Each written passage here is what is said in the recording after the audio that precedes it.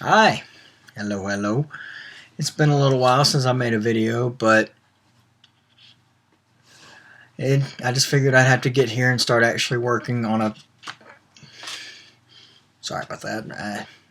That's something that's not important. It really shouldn't even break the light of day or something like that. No. Okay, sorry about that. If you can't tell, especially by the title of the video, I'm doing a book review on Rush Revere and the Brave Pilgrims by Rush Limbaugh.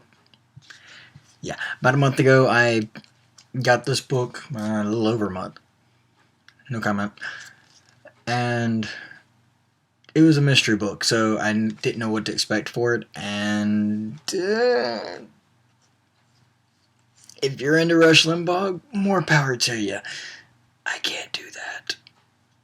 Obviously, before I really say anything about the book, I should say that it's not intended for me, because the age range, it's a kid's book, so I'd shoot for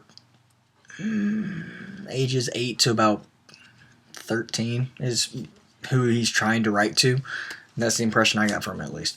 So, I'm way older than the book's intended age. Oh. Yeah, I don't know why I just did the old guy voice, but I feel old. I don't know. Lots of rambling. So, anyway, the book is about Rush Revere and his time-traveling horse. Yes, time-traveling horse. Keep following me. They pretty much are teaching a class and having to teach about the whenever the Pilgrims came over to America and the first Thanksgiving and all that time frame. So Rush comes in and teaches the class a substitute teacher for history, and there's a girl named Freedom and a little boy, which I can't even remember his name right now. Either way, two little kids happen to stumble upon him. Well, let me back up. He pretty much teaches the class by going back in time and uses his cell phone to record the events that are happening through a button on his shirt or hat or something like that. I want to say his shirt, his collar. Yeah. And somehow his phone is able to record video and link it back to the classroom, which he's showing the video. Okay. It's a kid's book, so I shouldn't expect anything like what? I don't want to say science that could happen, but I shouldn't expect too much of it. I'm probably trying to grip it too much, so forgive me for that one.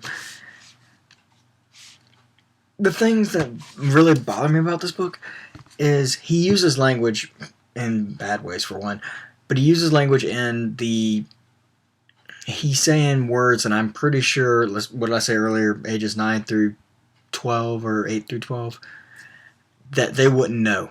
There's too big of words in this book for them. I have a nephew who's 10, and yeah, I'm sure he doesn't know a lot of these words. Besides that, he mixes up his time frames because it's time travel, so if you're doing a time travel book, write it in the right time.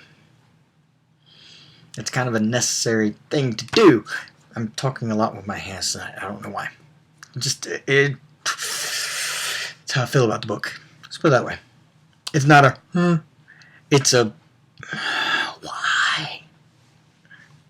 And supposedly they're this one, and there's one before it, and it's a bestseller or something like that. It did really good. Okay, sure, I guess. So, either way, he goes back in time, and the kids happen to see, like two of the kids, the Freedom and the little boy with blonde hair, I believe it's blonde. See, I can't even remember the characters. I just remember Freedom, and it's such an oddball name, but I'll give him credit. I think it's a cute name. Something different. Cool. But there's a lot of, let's say, patriotism in this book, because you have Rush Revere, which obviously is a play on Paul Revere. You have the horse named Liberty. Okay. Then you have Freedom, Little Girl, and all sorts of other little notes like that. Which is, hey, if that's what you dig, cool. I can't get into it too much, but it is what it is. So, the kids discover that he goes back in time and stuff happens. If you do want to read it, go ahead and read it. I wouldn't recommend it, but again, you dig what you dig.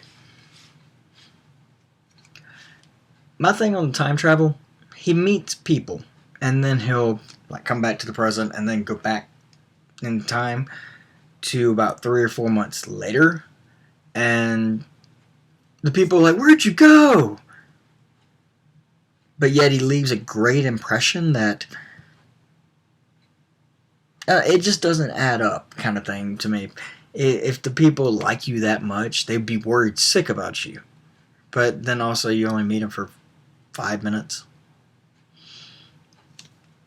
It's special. Also, again with the language, I'm giving an excuse. Let's put it that way. It's the language you have. He uses stuff that's more modern day language. If I've read a few things like, what's the?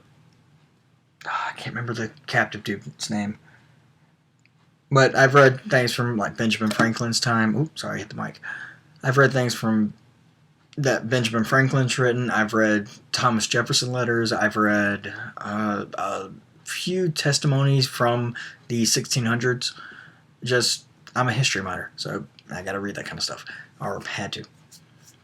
And the tone whenever he goes back in time and talks to the people, the character Rush goes back in time and talks to the people talk like modern day. So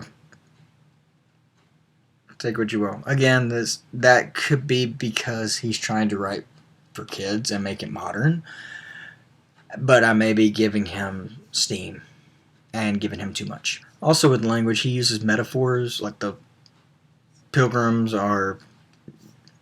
Yeah, you see a few Native Americans back then. Not many, but like, well, in the book he shows like 2 or 3 particular, but he doesn't show many more. He like just says there's a bunch of them there, and that's it. Cool, yeah, it's people, it's writing. The characters in his book that he's based off of from actual history use metaphors that would be today's metaphors, not something in 1690, I think. No. 1640, something like that. Yeah, take what you will of this book. I am going to give it to the used bookstore as soon as I make a trip down that way, if that says anything. So, yeah. One other thing that really bothered me about this was, again, this could be because he's writing to kids. It didn't show the harshness of what actually happened back then, because it was brutal. I mean, obviously you have diseases and everything that came with the English people over here, and I'm in America, so I'm using over here. What was already over here that the English and all the other people that came, what they weren't prepared for. The vaccines weren't prepared for, and all that. Diseases. Also, the harshness of people. You had friendly people, but there's a few unfriendly people. So, people fear what they don't understand. And yeah, back in early America, what I've read is a lot of people not understanding.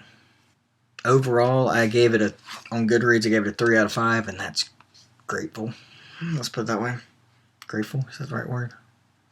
I don't know. See, this book has messed up my head right now. I started another book, which is a sci-fi book, and it's so much better. That's something else. So, again, my Goodreads rating is very generous. That's the word I was looking for. It was 2.5 and I rounded it up. Let's put it that way.